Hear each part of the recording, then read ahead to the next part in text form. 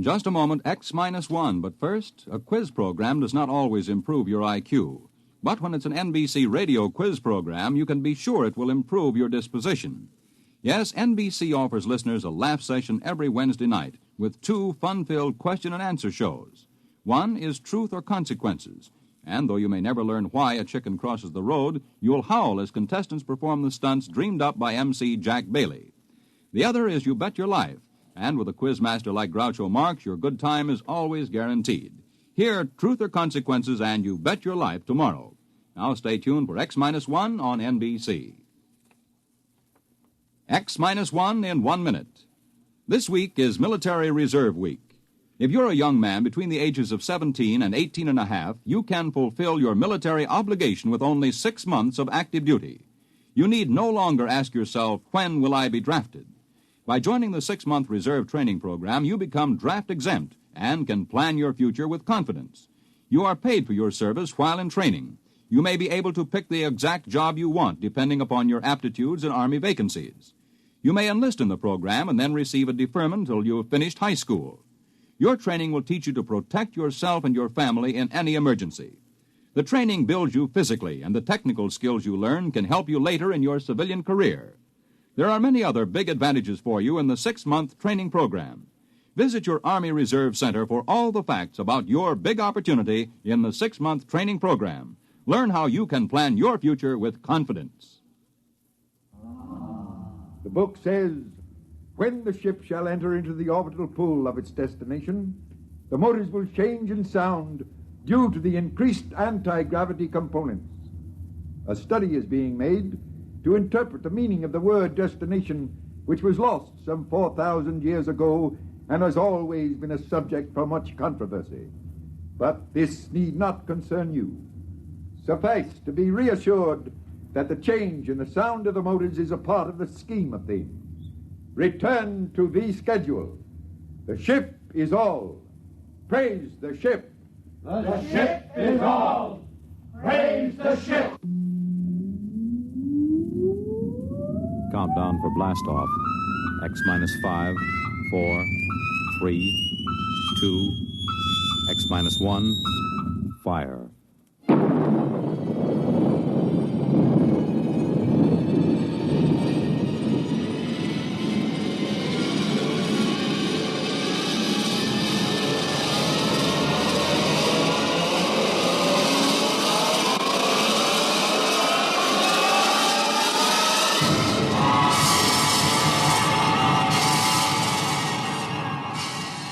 From the far horizons of the unknown come transcribed tales of new dimensions in time and space.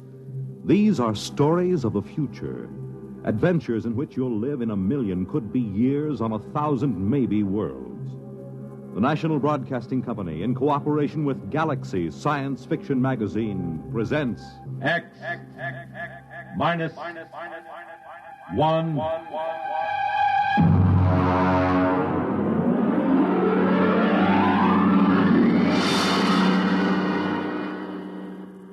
Tonight, The Sense of Wonder by Milton Lesser.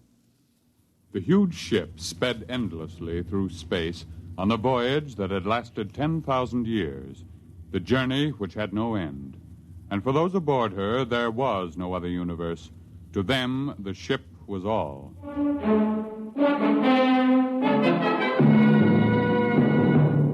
The ship is all. Rykud read the slogan embossed in raised letters of steel outside the door to the priest's compartment. The ship is all. His eyes wandered to the face of the young man standing next to him, his superior, Kreifer.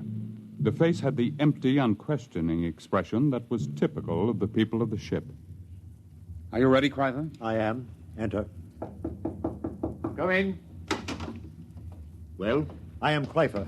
Superior class, 3rd level, compartment Y51. Welcome. This is my attendant, Rykud. Be welcome. Praise the ship. Praise the ship.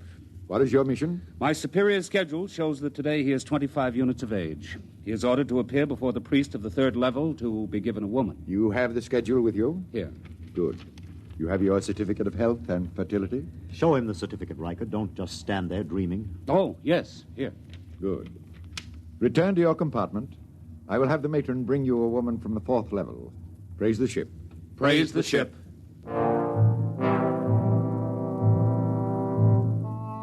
Kryfer returned to his compartment, followed by Rykud. There was no questioning in the mind of either of them. At birth, each of the people was classified as a superior or an attendant, and the coded marking of his schedule was tattooed on his right arm. Both of these young men were 25, strongly built, and tanned from constant exposure to the health rays in the ship's conditioning room. Kryfer wore the loose-fitting robe of a superior. Rykud wore the tight trousers and shirt of an attendant. They entered the comfortably furnished compartment. Kryfer, Yes. what do you suppose she'll be like? What difference does it make? Don't you even wonder about it? I wonder about nothing. The ship is all. Praise the ship. Well, naturally, but still... We've been together as superior and attendant ever since the nursery. As an attendant, your entire purpose in life is to keep me alive and productive, to perpetuate the people. I would hate to have to part with you now. To part with me?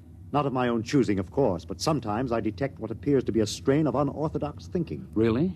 I was not aware of it. I am not entirely aware of it myself. Not enough for me to report you. However, I must warn you that if it should increase, I will have to send you for therapy. Well, I assure you there'll be no need for that. I've never deviated from the schedule. I have never disobeyed the buzzer. I am merely observing, asking questions like, don't you even wonder this is the first step to unorthodoxy? I shall watch myself for signs of it. Good. The eating buzzer. Your schedule calls for a massive dose of multivitamins. Fine. Prepare it in the green vegetables today. Today is a starch day. Oh, I'd forgotten. We could just skip it today. Rykud. Well... Of course, skipping the vitamins for one day is a permissible deviation, but I shall have to report for punishment tomorrow. Well? Skip the vitamins. I knew we would. You've never missed a permissible deviation yet. It's your influence that makes me do it. And you always blame it on me. That's what attendants are for. Yes, I know. That must be the matron with the woman. Open the door. Maintain the utmost dignity, please. Yes? Is this the compartment of Kryfer, third level, Y51? Yes. I am matron of the woman's level. Enter. I am Rykud, Kryfer's attendant. This is Kryfer. I have brought a mate for you. This is she. Be welcome. Praise the ship. Praise the ship. Her name is Aylin. Welcome, Aylin. I am most happy to be here. Praise the ship. Come. I will show you which compartment is to be ours. This way. There are 5 compartments in this suite, and ours will be... Will you take food, matron? Why do you look at me that way? That mark on your forehead. You have always had such a mark? Yes. And you have another diamond-shaped on your right shoulder? How could you know such a thing? Your name is Rykud. Rykud. How like him you look. How like whom? Your father. My what? Of course, you could not know the meaning. What do you say? When you were born, like any of the people of the ship, you were taken immediately and placed in the nursery of the ship. You never knew who sired you, nor did they know you. Naturally. It's according to the schedule. Yes, it's according to the schedule. I have a strange feeling toward you. I can't explain it. What sort of feeling, Rykud? As if we've met before. But that's impossible, of course. Yes. Still, there have been cases, it is almost heresy to mention it, where a mother has been able to keep her child for a while. Such a female would be turned over to the control chief and fed into the converter. If she were discovered. It is a criminal thing to do. It is said to warp the child so that he becomes a heretic at an early age. Yes, it is very, very criminal. Still, you say there have been cases? Once there was a woman, it is said, an attendant, who managed to conceal such a child behind one of the forbidden doors for almost 3 years. Behind the doors? It's unspeakable. Very likely only a rumor. It's shocking to hear of such things. Behind the forbidden doors. You're shocked, and yet something seems to stir deep in your memory, perhaps. Nothing. You're certain? Why do you speak to me thus, woman? Come closer. What is it? Closer. Where there's no chance that we'll be overheard. Well? Rykud, you are that child. I will not listen. I will not listen. You are that child. How could you know such a thing? I am 70 units of age. 25 units ago, I was a matron of the nursery. This person came to me and told me of her child, which she had concealed in the space lock behind the forbidden door. She begged me to take it and place it in the nursery with the other children. I had been her attendant for many years, and we were close to each other. I did as she asked. But are you certain this child was me? I remember the marks upon it. And I am doomed. Why doomed? I have known my own parent. This accounts for the strange feelings that come over me sometimes. What feelings are those? A feeling... a sense of wonder. Ah. You seem pleased. Rykud. What? Your superior returns. I cannot speak. But if you would satisfy this sense of wonder, I have a book which I will give you. I cannot accept a book without the supervision of the ship's librarian. Take this one. Keep it concealed. Here. No, Take it quickly. They're coming. Well, what are you two whispering about? I was merely explaining to your attendant how he must behave in the presence of your mate. There is no need to explain. All is scheduled. Nothing is questioned. Praise the ship. Praise the ship. I hope that your union will produce the optimum number of children. I'll leave now. Aylin. Yes, Chrysler. Your duties will be very simple. Reichert will teach you how to prepare my meals, and you will memorize my schedule. In 3 months, he will be freed from service as my attendant, and he will report to the second level to find a mate in the attendant class. Yes, Chrysler. It's time for my health treatment. Teacher Reichert. Yes, Chrysler. Come here. Closer, where I may examine you. This is Chrysler's schedule. You will memorize it. Yes. Here is a list of permissible deviations. Oh, I am familiar with it, naturally. I see. I was not aware of what training you received on the women's level. The matron trained us well. Good. You have been with the matron a long time? Ever since I left the nursery. I see. What is she called? Mara. Mara?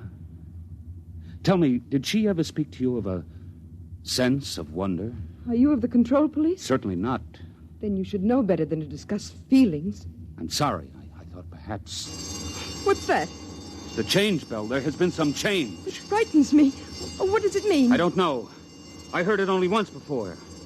When the ship passed very close to a red planet, there was a shower of stars, and the ship seemed to shake, and the change bell rang. We were all summoned to the priest and told that we must undergo a test for radioactivity. What are we to do now? Reichert, Aylin, quickly. It is the change bell. We are all summoned to the priest of our level. Quickly! Within a few moments, the people of the third level of the ship were assembled in the area outside the compartment of Chul, the priest. They stood there trembling, listening, and panicked to the clangor of the change bell, not daring to wonder what it meant, but aware that something different had happened. Something different. I'm frightened. Hush! The priest is coming. The ship is all. Praise the ship. Praise the ship. Listen to Chul, your priest. I have just been in contact with the chief priest of the ship. This is what I have been given to say. For 10,000 years now, ever since the ship began the voyage, which has no end, we have lived as one people following the schedule. In those years, the change bell has rung only twice. On one occasion, it was to announce a change in the schedule for the preservation of the people of the ship following the epidemic. On another occasion, the ship passed close to a radioactive explosion, and it was feared that we had become dangerously activated. Now the change bell has rung again. You wish to know the reason, naturally. I am given to tell you there has been a change in the sound of the motor. There is no cause for alarm. The priests have consulted the book, which no man may see save the high priest.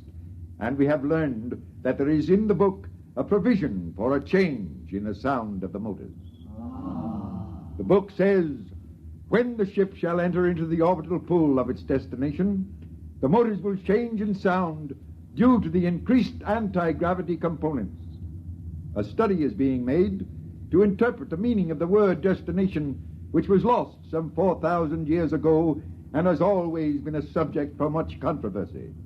But this need not concern you. Suffice to be reassured that the change in the sound of the motors is a part of the scheme of things. Return to the schedule. The ship is all. Praise the ship. The ship is all. Praise the ship. On his way back to his compartment, Rykud stopped for a moment in front of the forbidden door which led to no one knew what, and listened to the sound of the motors. Yes, it was true. There was a new sound. It was frightening, and yet at the same time it made Rykud's heart leap with expectation. He looked at the forbidden door again and read the warning. No unauthorized persons permitted through this door. Attendant? Yes. What's your name and compartment? Rykud, attendant to Kreifer, third level, Y51. Who are you? Graf, control police. Why do you loiter outside the forbidden door? I was merely reading the warning, trying to impress it upon my brain. Is there a need to impress it? You have doubts? Well, no. No, of course not. Then why bother to impress it? If you have no doubts, there is no need to impress it. Well, I was merely... You see, I am engaged in the training of a mate for my superior. I wish to make certain that she knows every jot and line of the warning. Has she doubts? I'm sure she does not. Then why impress the warning upon her? It should be sufficiently impressed upon her since birth. I was merely... You were merely loitering, eh? Tell me, Rykud, do you ever wonder what is behind the forbidden door? Never. Are you perfectly content? Perfectly. Good.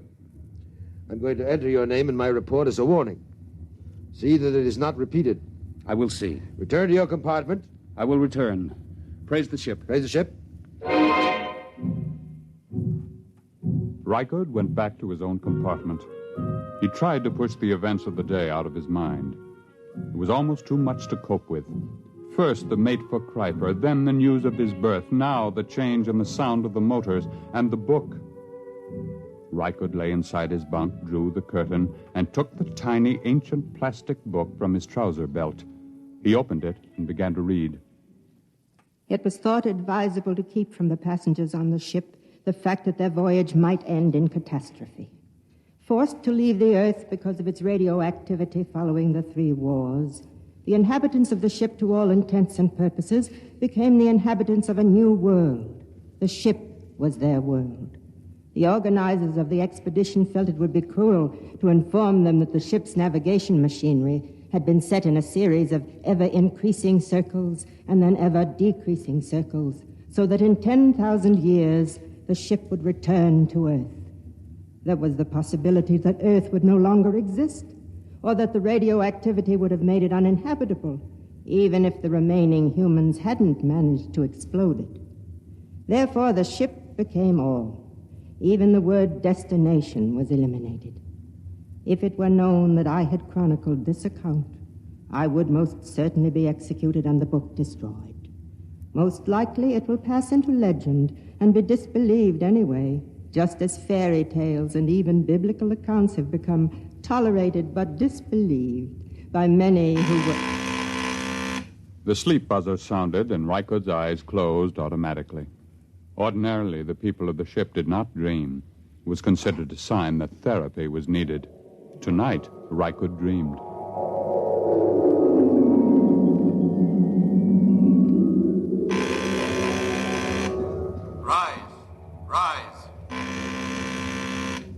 Rise. Dress. Eat. Raise the ship. Rise. Eat. Dress. The ship is all. Rykud. No. Rykud. No. What? Shh. What is it? You've been dreaming. I heard you and came in to see what was troubling you. Where's Kreifer? He sleeps like the dead. I was dreaming. Aylin, look at me and tell me the truth. Do you ever dream? Do you? Yes. I knew it. I could tell it by looking at your eyes. But you mustn't tell anyone. I won't. You were very close to the matron, were you not? Yes. Did she ever read to you? Read? Did she ever read from this? Where did you get that? She gave it to me. Then you must be one of the trusted ones. Who are the trusted ones? Some of us, the women who were with the matron since we were very small, we've been trusted by her to hear the reading of this book. I see. But if anyone found out... I know. Rykud? Yes? I feel very strange. I, too. What is it? I don't know. Sometimes, after the matron had read to us from the book, I would have this feeling, strange and frightened. And she would comfort us. Comfort? What does that mean? She would put her arms around us. And did that comfort you? Yes. How terribly strange. Rykert, Yes? comfort me. Put your arms around me. Helen. Please, will you? Yes. Yes, yes.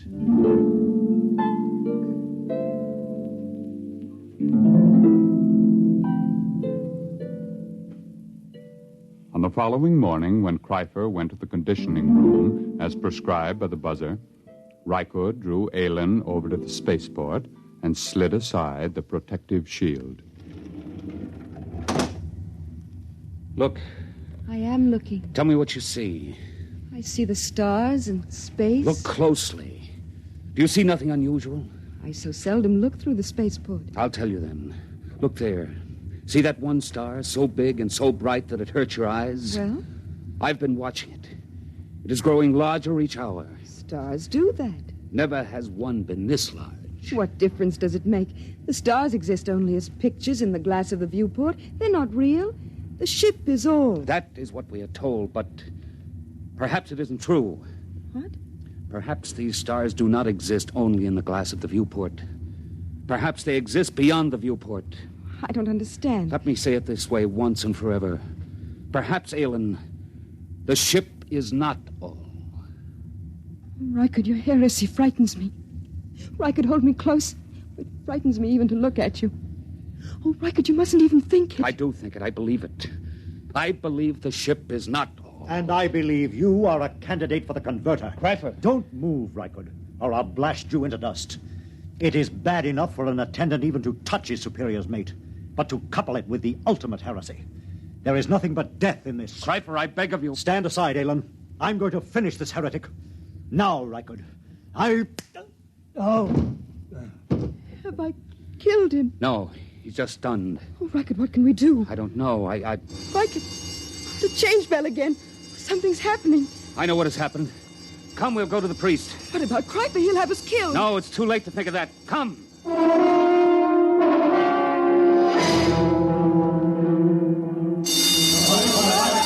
Come, Aylin. Stand close to me. The priest is entering. Silence! Once again, the change bell has sounded. There has been another change. Doubtless you all felt the shock and the vibration a moment ago. I am informed that the motors have stopped. Silence! However, once again, there is no need for any panic or alarm. We will continue to live our lives just as before.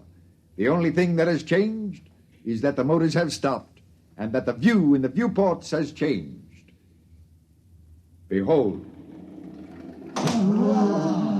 The view in the viewports has been changed from the stars to a garden. That is all there is to it. The book makes mention of the fact that the view in the viewports is changeable. Go back to your compartments and resume the schedule. The buzzer will be your guide as always.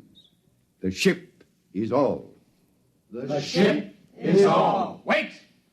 No, I have something to say. Listen, this is what I have to say. The ship is no longer all. Seize him! Keep back!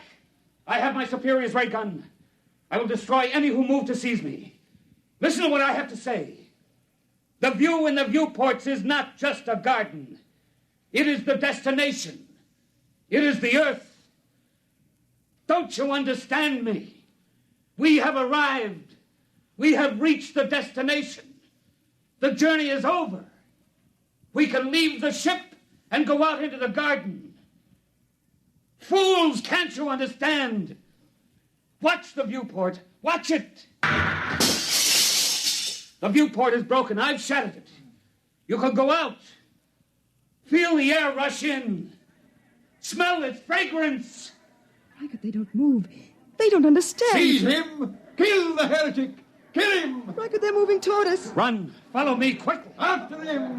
Death to the heretic!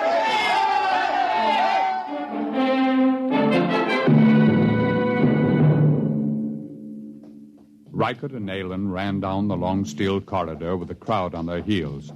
After a few moments, they came to the forbidden door of the control room. Aylin, quick, in here. Reichert, it's forbidden. I'll have to blast the lock. Quickly, now come. Now, help me close the door. Now the bar. We're safe in here for a while. Not even the priest can make them come in here after us. It'll take them time to figure out what to do. Reichert, look. Look at the machinery. It's frightening. We're in the control room. It tells about it in the book. You see this big machine here? There was a drawing in the book. This is the machine that controls the buzzer. Just a simple machine like that? Yes, a simple machine. Stand back. What are you going to do? I'm going to smash it.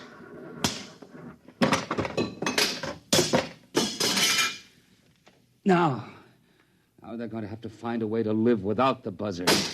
Reichert, they're breaking down the door. Come with me. Where can we go? There's nothing except the ship. No, there is more than the ship now, Aylin. There's the Earth. The cool green Earth. I'm going to smash the viewport.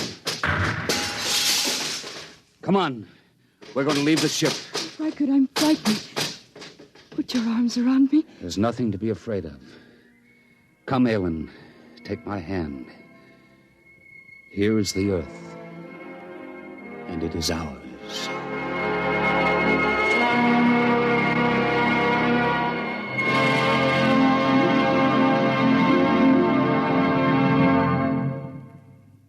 You have just heard X-1, presented by the National Broadcasting Company in cooperation with Galaxy Science Fiction Magazine, which this month features a story by F.L. Wallace titled Mesereau Loves Company.